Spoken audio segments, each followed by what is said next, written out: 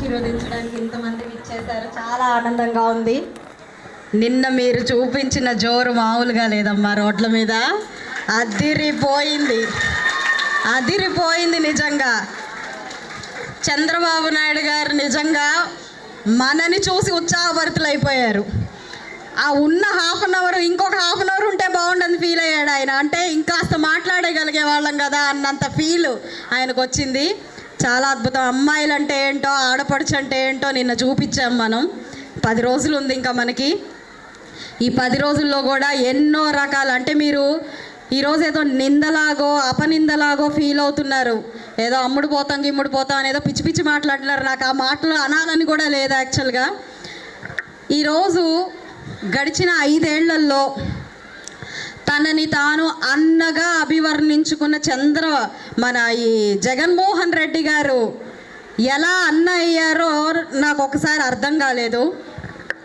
అమరావతి ఉద్యమంలో ఆడపడుచులందరినీ రోడ్డు మీదకి లాగి ఏడిపించి వారిని ఎన్నో రకాలైన అక్రమాలకి గురి చేసిన ఆయన అన్న ఎలా అయ్యారు?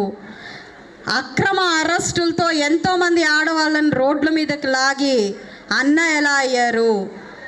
30,000 మంది ఆడపడుచులు రాష్ట్రంలో అపహరించబడితే అది అడిగిన పవన్ అన్నని 3 పెళ్ళిళ్ళు చేసుకునేవాడు అని ముష్టి మాటలాడేవాడు అన్న ఎలా అయ్యాడు?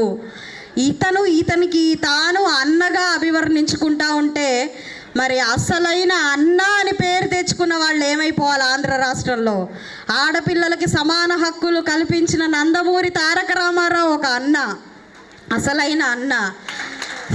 స్వయం ఉపాధులతో, డ్వాక్రా గ్రూపులతో మగవారి మీద ఆధారపడాల్సిన అవసరం లేదు మన మహిళలు అని డ్వాక్రా గ్రూపుల్ని తీసుకొచ్చిన అన్న చంద్రన్న.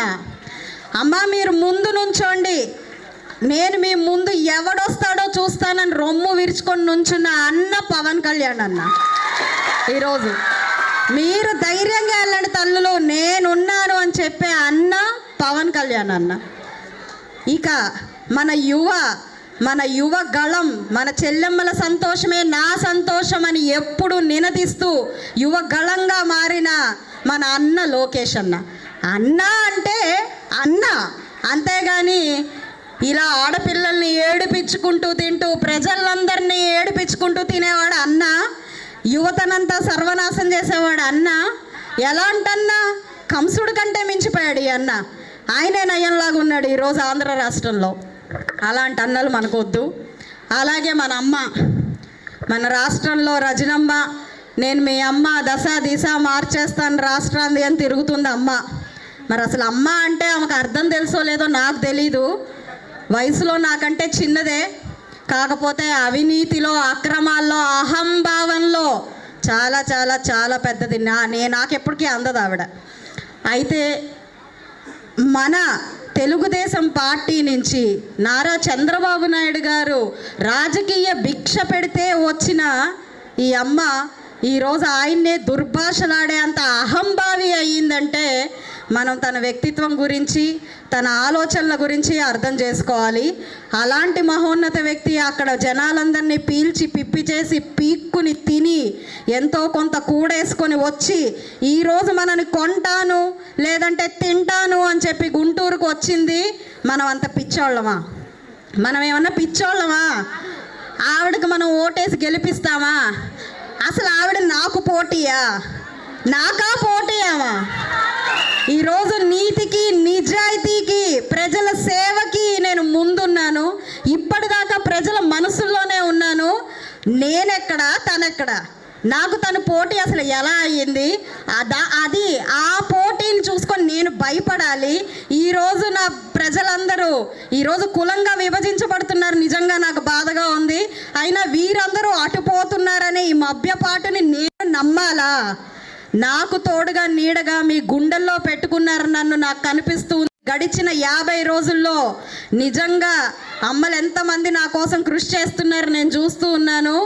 నన్ను మీరు గుండెల్లో పెట్టుకుంటే నేనెలా మిమ్మల్ని తప్పుగా అనుకుంటాను? అక్క చెల్లెళ్ళకి ఆనవాయితీగా రవిక గుడ్డలు ఇచ్చి మరీ పంపిస్తున్నారు, పసుపు కుంకుమ ఇచ్చి పంపిస్తున్నారు. నన్ను ఎమ్మెల్యేగా చేసి మీరు తీరుతారు.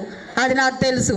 ఎందుకంటే ఇది నా విజయం కాదు, ఇక్కడ కూర్చున్న ప్రతి ఒక్క అమ్మ, అక్క, చెల్లి విజయం అవుతుంది. కాబట్టి అందరూ పూనుకొని ఈరోజు రాష్ట్ర అభివృద్ధిలో పాలు పంచుకుంటాం. మన భవిష్యత్తు కోసం, మన ఇంటి కోసం, మన రాష్ట్రం కోసం, మన అమరావతి కోసం, మన పిల్లల ఉద్యోగాల కోసం, బంగారు భవిష్యత్తు కోసం ఈరోజు ఆంధ్ర రాష్ట్రంలో నిజాయితీ గల నాయకులు రావాలి. అందులో నేను ముందుంటాను, అందులో నేను ముందు ఉన్నాను. కాబట్టి నాకు అలాంటి వాళ్ళు ఎప్పటికీ ఏ జన్మకి కూడా పోటీ కాలేరు అని మీరు నమ్మాలి. కాబట్టి మీరు ఇలాంటి ఆలోచనలు పెట్టుకోకండి. ఉన్న 10 రోజుల్లో మనం చాలా అద్భుతంగా కలిసికట్టుగా పనిచేద్దాం.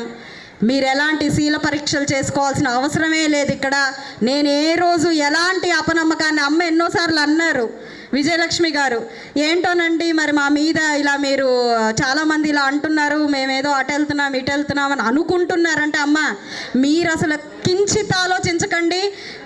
అటు వెళ్ళేవాడు నాయకుడు కానే కాడు, అటు వెళ్ళేవాడు నా ఉద్దేశంలో మనిషే కాడు. ఎందుకు అనంటే మనని నమ్ముకొని కొంతమంది ఉన్నప్పుడు వాళ్ళని గాలికి వదిలేసి అటు వెళ్ళేవాడు నా దృష్టిలో నాయకుడు కాదు కదా, మనిషే కాదు. అలాంటి మనిషి కాని మనిషి గురించి మనం కూర్చొని చర్చించుకొని ఈరోజు మనం ఏంటో నిరూపించుకోవాల్సిన అవసరం లేదని నా అభిప్రాయం. కాబట్టి ఇక రానున్న 10 రోజుల్లో మనం అద్భుతంగా కలిసికట్టుగా పనిచేసి రాష్ట్ర అభివృద్ధిలో పాలు పంచుకొని అఖండ మెజారిటీతో గెలిపించుకొని నిజంగా కలిసికట్టుగా అందరూ పనిచేస్తే ఎలా ఉంటుందో రాష్ట్రంలో చూపించాలన్నది నా కోరిక. దానికి మీరందరూ సహకరిస్తారని నేను కోరుకుంటూ, ఇంతటి ఒక అద్భుతమైన అవకాశం ఇచ్చారు. ఇంతమంది గ్రీనరీని కలర్ఫుల్గా నేను చూస్తున్నాను, చాలా బాగుంది. చాలా చాలా పెద్దలందరికీ కృతజ్ఞతలు చెప్తూ సెలవు తీసుకుంటున్నాను.